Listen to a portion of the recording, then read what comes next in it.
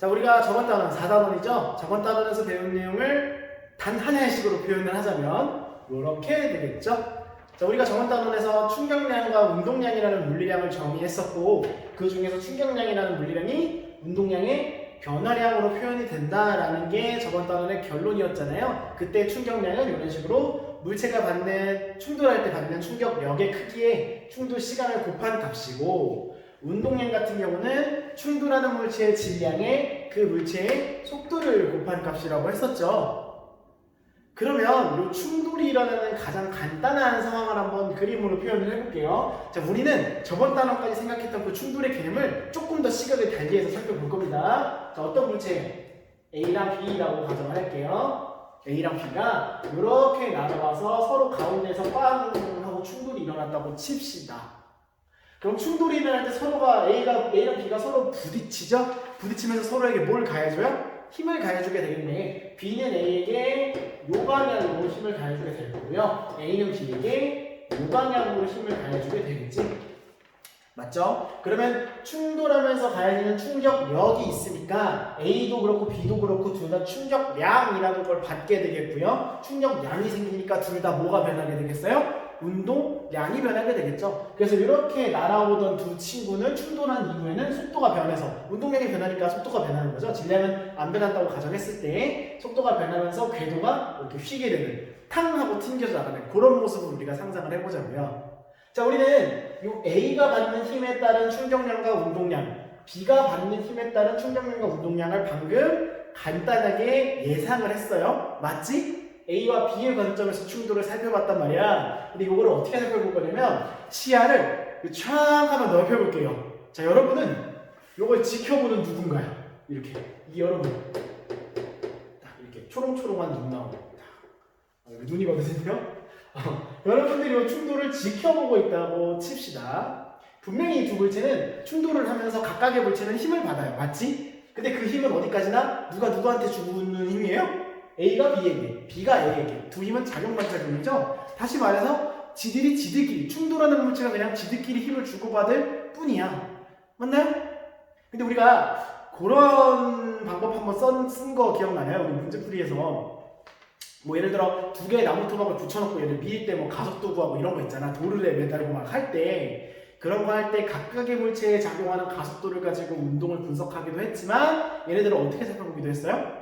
그 두 개 붙어있는 물체를 아니면 도르래 매달려 있는 두 물체 아니면 뭐 경사면에 매달려 있는 두 물체를 하나의 물체로 취급해서 운동을 분석한 사례가 그 풀이 방법이 있었죠?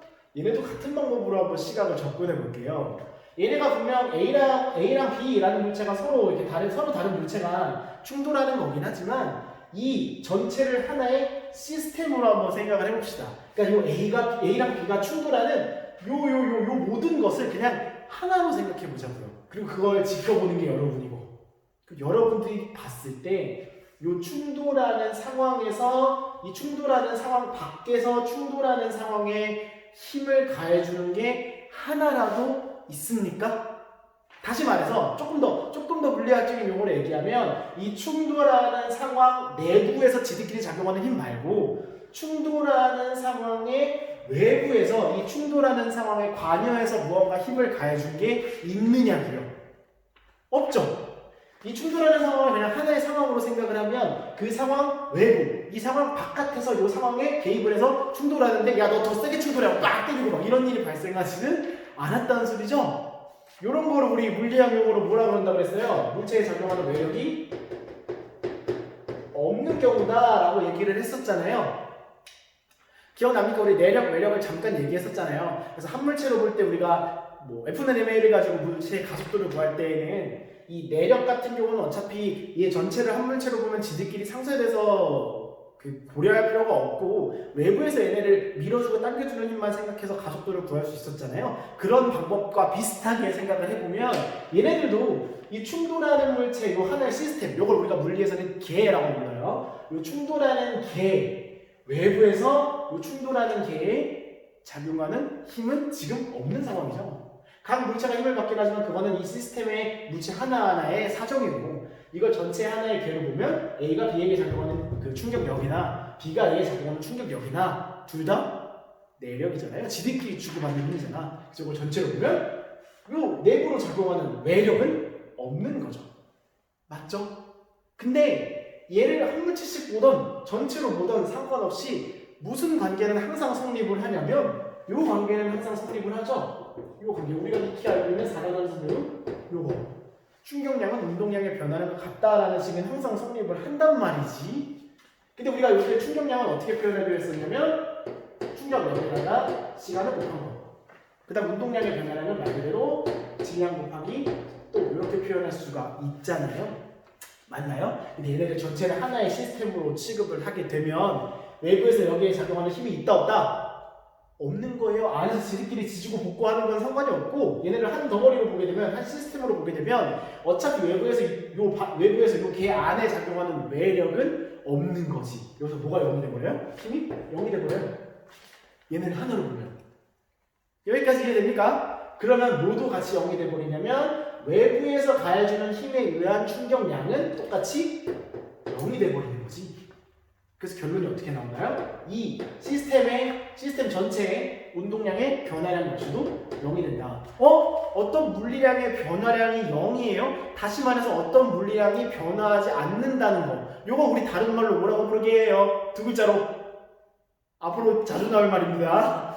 변하지 않는 물리량을 우리가 보존된다라고 얘기를 해요. 자, 얘네를 하나의 시스템으로 보게 되면 어차피 외부에서 이 하나의 시스템, 충돌하는 시스템에 작용하는 외력이 없기 때문에 외부에서 작용하는 충격량도 없다. 그 말은 이 충격량, 운동량 관계에서 생각을 해보면 이 전체 시스템의 운동량의 변화량 자체도 없는 거다. 다시 말해서 이 시스템의 운동량의 이 내가 생각하는 이 충돌하는 개의 운동량은 항상 뭐가 되는 거다?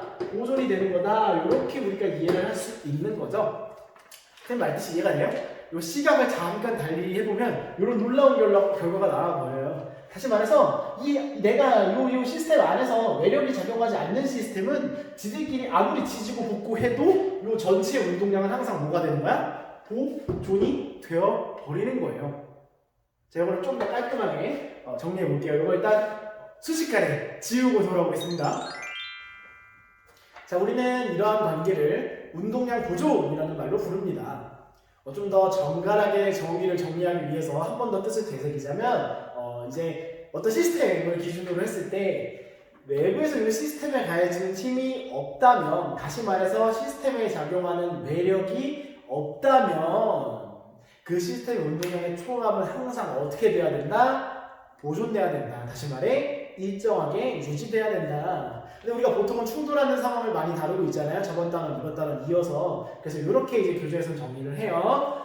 충돌하는 물체에, 만약에 두 물체가 충돌한다고 치면 충돌하는 두 물체에 작용하는 외력이 없다면 그 두 물체의 운동량의 총합은 항상 일정하게 유지된다. 즉 충돌하기 전에 물체들의 운동량의 총합이나 충돌한 후에 물체의 운동량의 총합은 항상 어때야 된다?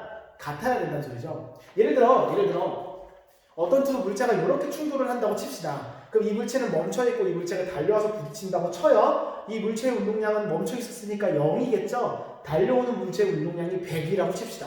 그럼 이렇게 부딪혀서 깡 이렇게 같이 날아갈 때, 깡하고 같이 날아갈 때도 어쨌든 이 충돌이, 깡하고 일어나는 충돌 전후에 이 두 물체의 운동량의 총합은 같아야 된다고 했죠. 왜냐면 지들끼리 부딪히는 거지 밖에서 얘네들한테 힘을 가해준 건 없으니까. 요 말 이제 좀 이해되죠? 자, 그럼 충돌 후에 오른손, 여러분들이 보기에 또 오른손 맞죠? 오른손이죠? 오른손이 충돌 후에 운동량이 10으로 감속했다고 치면 원래 이 물체의 운동량은 100이었고 멈춰있던 물체의 운동량은 0이었잖아요. 하지만 그 합은 여전히 유지되어야 하니까 충돌 후에 오른손의 운동량이 10이라면 충돌 후에 왼손의 운동량은 얼마가 되는 거야? 자동으로 90이 되는 거죠. 그래서 이 운동량 보존이라는 법칙을 잘 활용을 하면 충돌하기 전과 충돌한 후에 운동량의 변화를 추측함으로써 그 물체들의 속도 변화나 질량 변화를 알 수가 있다는 얘기예요. 무슨 말인지 이해가 됩니까? 여러분들 그 프린트 준비해보라고 했죠? 프린트해보면 쌤이 운동량 보존에 대한 예를 몇 가지 적어놨어요. 그 중에 좀 대표적으로 이 운동량 보존이 적용되는 사례 중에 이해될 만한 걸 좀 간단하게 소개해보고 넘어갈게요. 거기 보면은 이제 그런 말이 써있죠? 뭐 질량이 어느 정도 있는 물체를 들고 바퀴 달린 의자에 앉아 그걸 던져보세요. 몸이 뒤로 갑니다. 이런 말 쌤이 써놨잖아요. 자, 의자 집에서 한번 해보세요. 뭐 바퀴 달린 의자 같은 게 집에 있으면 한번 해보세요. 의자에 앉아서 이제 좀 질량이 어느 정도 나가는 거. 예를 들어 집에서 이렇게 던져도 될 만하지만 질량이 어느 정도 될 만하고, 그렇다고 막 앉아가지고 이거 물리쌤이 던지랬어 이러면서 막 던지면 안 돼. 안 돼요. 이렇게 피해가 가지 않는 선에서 던질 수 있는 거를 잡고 의자에 앉은 상태로 발은 이제 지면에서 떼고 훅 던지면 몸이 살짝 뒤로 가요. 그거 왜 그러게요? 자, 내가 어떤 뭐 공이라고 칠까요? 예를 들어 공 같은 거를 이렇게 잡은 상태로 의자에 앉아있다가 공을 던지는 행위는 나와 공을 하나의 시스템으로 쳤을 때 외부에서 우리에게 작용하는 매력이 있습니까? 없죠? 내가 공에 힘을 가해서 공을 던지기는 하지만 그건 나와 공이 지들끼리 작용하는 힘이고 외부에서 선생님과 공에 작용하는 힘인 매력은 없잖아요. 그러니까 선생님과 공의 운동량의 총합은 항상 어떻게 돼야 되는 거야? 보존돼야 하는 거죠. 근데 쌤이 공을 들고 이렇게 앉아있을 때에는 둘 다 운동량이 얼마인 상태예요? 둘 다 운동량이 0인 상태죠. 근데 공을 잡고 공을 이렇게 던지게 되면, 힘을 가해서 공을 던지면 공의 운동량은 0이 아니게 되버리죠. 예를 들어 이거 좀 그림 그려야겠다. 선생님이 이렇게 공을 들고 있다가 이렇게 앉아서 의자에 앉아서 이렇게 공을 들고 있다가 공을 이렇게 던졌다고 칩시다. 내가 얼마의 운동량을 갖도록 공을 던질 거냐면 한 50 정도의 운동량을 갖도록 공을 던졌다고 칩시다. 근데 선생님과 공의 운동량의 합은 항상 어떻게 돼야 된다? 유지돼야 된다. 그리고 그 합은 얼마였어요? 0이었죠, 0.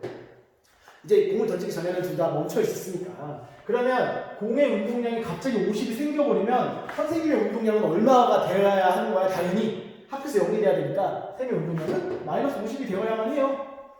그게 운동량 보존이니까. 그치? 마이너스라는 운동량이 있나? 있다 그랬죠? 운동량이라는 건 방향을 갖는 물량이라고 했고, 이 앞에 붙는 마이너스라는 부호의 의미는 역학에서는 뭘 의미한다? 방향을 의미한다고 했죠? 그리고 그 마이너스가 의미하는 건 플러스의 반대 방향이라는 소리지. 다시 말해서 공이 이쪽으로 50의 운동량을 가졌다면 이 공을 던진 사람인 선생님과 의자는 반대 방향으로 50의 운동량을 갖도록 속도를 갖게 되는 거죠. 이렇게. 그래서 공 던지면 뒤로 살짝 밀려나는 거야. 당연히 공보다는 선생님과 의자가 훨씬 무거우니까 공이 날아가는 속도보다는 이제 선생님과 의자가 뒤로 가는 속도가 훨씬 느리긴 하겠죠. 무슨 말인지 이해가 돼요?